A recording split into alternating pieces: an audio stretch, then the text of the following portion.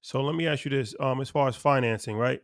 What is the most effective strategies in financing mid to large scale real estate developments, and what are some hurdles as far as financing the type of projects that like are hotels or buildings and stuff like that?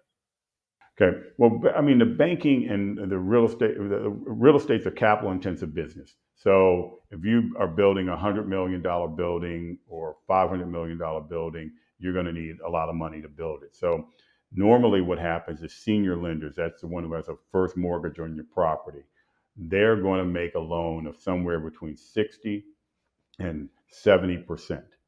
And then you're going to need to raise the rest of that in other markets. So first of all, the 60 to 70%, and let's split the difference and say 65%. So on a $100 million project, you need $65 million.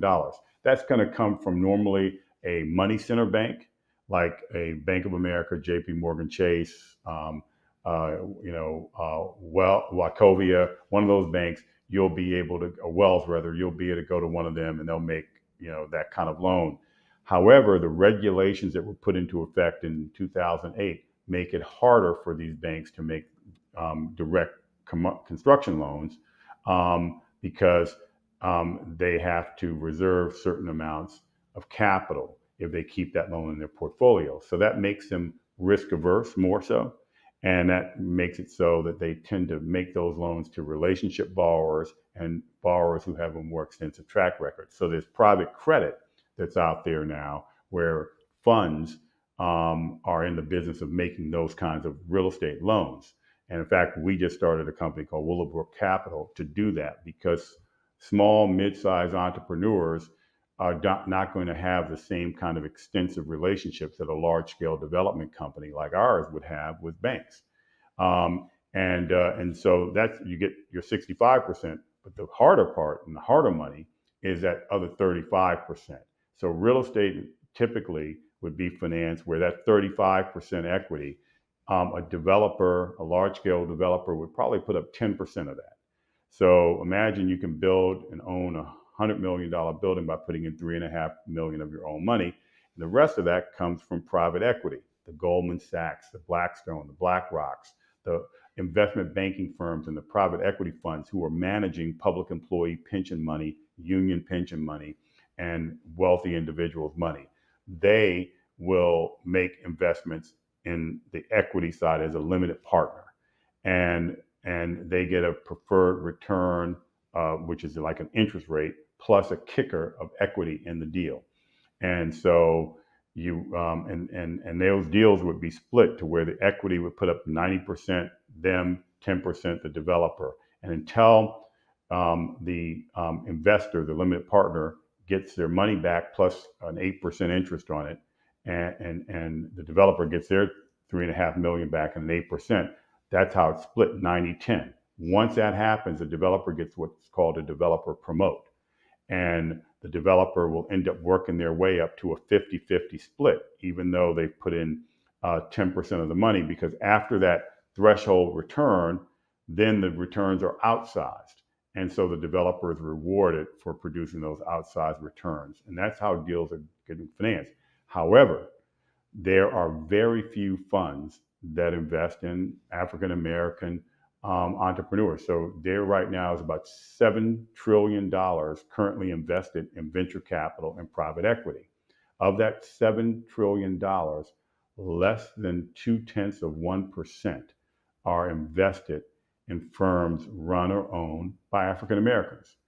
Now, the biggest investor class in those funds are public employee pension systems that have their retirees whose money they're managing and their workers are about 30+% African American. So we are not getting a fair share of our money, and I think that is one of the reasons why we don't see that many African American developers, because there are very few African American owned and managed private equity funds allocating the capital, and we got to change So that.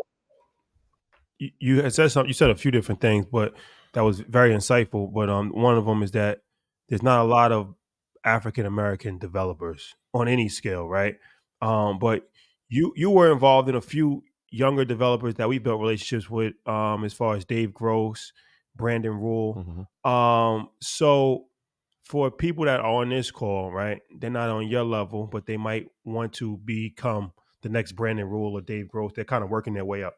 What is a pathway, or what is a some tips that you can kind of give somebody that is maybe developing on a lower level now, or wants to get into development and scale to, a decent size level? Well, so I would say that the development, as I said, is a dreaming business. So it's important to think big, but have a plan to be able to have some execution.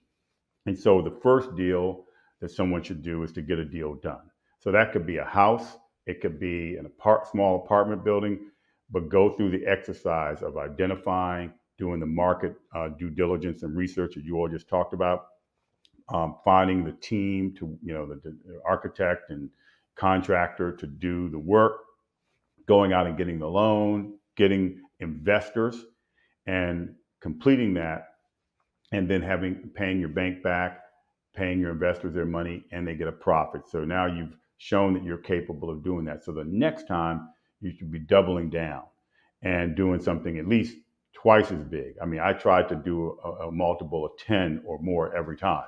And the projects got big, and at a certain point we, are at a level to where we are, at the scale we want to be at. But I'd say that the important thing is to keep doing deals and keep moving and keep growing, so that the trajectory is like this. You don't want to have trajectory like this, and you don't want little trajectory like that, because you'll run out of time.